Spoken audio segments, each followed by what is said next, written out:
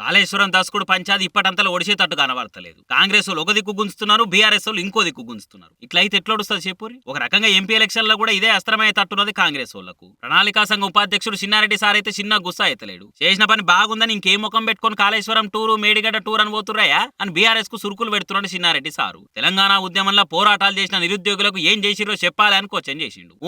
అంటే కాళేశ్వరం అంటారు.